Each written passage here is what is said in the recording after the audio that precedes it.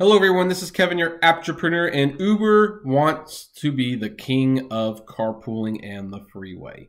What am I talking about? Well, according to a Fortune Tech article, Uber has officially thrown in their hat in support of road pricing, which is something that Lyft, I am sorry to say, pitched several months ago, and the idea is gaining traction because, of course, Uber and Lyft have very deep pockets and a lot of lobbyists in Congress, and they are pressing for something that sounds good on paper, but really is only going to benefit them. As quoted from the article, Andrew Salzberg, Uber's head of transportation policy and research, this week declared the company's support for road pricing, a plan that would have cities or transit authorities charge drivers for using roads during peak times. Urban planners in recent decades have discovered that building more and bigger highways, surprisingly, doesn't do much to reduce congestion, a phenomenon known as induced demand.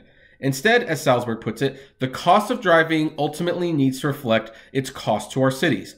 Such programs, also known as congestive pricing, have already helped reduce traffic in cities across Europe and Asia, but haven't really caught on in the US. Faith in the efficiency of markets, it seems, doesn't hold up against a deeply held commitment to unrestricted driving.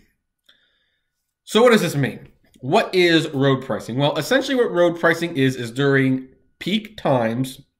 I don't know, like, for example, what those peak times would be in like places like, say, LA, Miami, and Manhattan, where everything seems to be a peak time, but they would actually charge people fees to use the road. Not only that, they would charge you if you are just driving the car yourself. Basically, the whole idea is you drive the car by yourself on the freeway, and I don't know how they track it. I'm sure they'd find a way. Then you pay this much money. However, if you carpool with someone, then guess what? You don't pay the fee. You save money. And that's one of those things where it's like, okay, in theory, that sounds good because it would reduce these, it would like take Hummers and SUVs that only have one person but are big monstrous machines off the road in theory, and they would carpool instead because they don't want to pay the tax for driving in a single operated vehicle. Also, these peak times would always be taking place at least to work and from work. So the daily commute would be dependent on carpooling. Now, why would Uber and Lyft be pushing this? Well, it's very simple. Because Uber and Lyft have UberPOOL and Lyft line.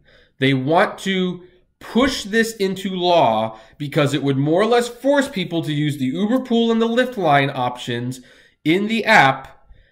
And the Uber and Lyft would get a cut out of every ride, therefore benefiting themselves. They might not get any of the taxes that are put on the people who are driving cars solo, but they would get their cut from the UberPOOL and the Lyft line. In fact, should this go into law, chances are Uber and Lyft would more or less be forced to change the app so that you had to accept UberPOOL and Lyft line during certain periods, which is what they really want to do. They want to make this as cheap as possible and make Uber and Lyft the place to go. Now, of course, I don't think that would actually remove congestion. I think there would be just as much congestion. It's just Uber and Lyft would be guaranteed so much money every day. And that's wrong. Also, it would more or less force Uber drivers and Lyft drivers to drive these certain hours, because if I did some Uber pooling and I wound up from Anaheim and in LA or Pasadena, guess what? I can't drive home alone without getting taxed on the whole thing, so I would more or less be forced to Uber and Lyft until the peak hours were done. It's so evil, but genius. And they're selling it in a way that it seems beneficial to society, but it's not. It would do nothing but hurt society. It benefits only Uber and Lyft. And this is where they want the future to go. And people keep asking, well, why does Uber push UberPOOL so much when drivers hate it? Passengers actually really hate it because passengers like it if they get the car to themselves. If they actually have to share the car, guess what? They're not so happy with UberPOOL at that point. and and it costs so much less. Well, Uber takes a higher fee out of UberPOOL. Plus, despite the whole thing where it's like, oh, well, you get this much, like you don't get any more money based on how many people are in the car. You get the same flat discounted rate. But Uber does get more money depending on how many people are in the car. So Uber and Lyft benefit greatly from these pool and Lyft line services.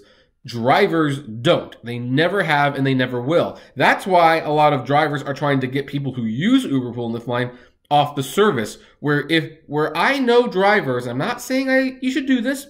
I'm not saying I do this.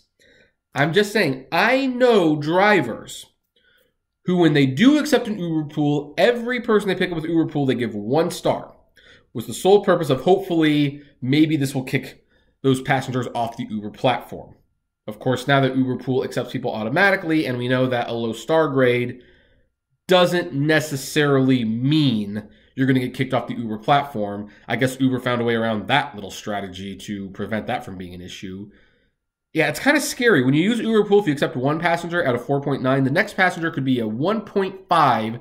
You wouldn't know it, and Uber would accept it automatically.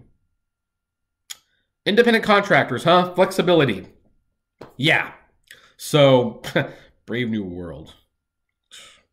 So anyway, we're going to keep an eye on this news story. I'm hoping it doesn't pass. I hope Congress has a little bit more sense than that, but who knows? I don't know if this actually counts as politics yet, so we're just going to hold off on. But this could turn into a political story, just saying. Anyway, what do you folks think? Do you think this would help the roads? Do you think it would damage the roads? Do you think anyone other than Uber actually benefits from it? I would like to know. Comment below, like, favorite, share, subscribe, and as always, flame responsibly. Have a good one.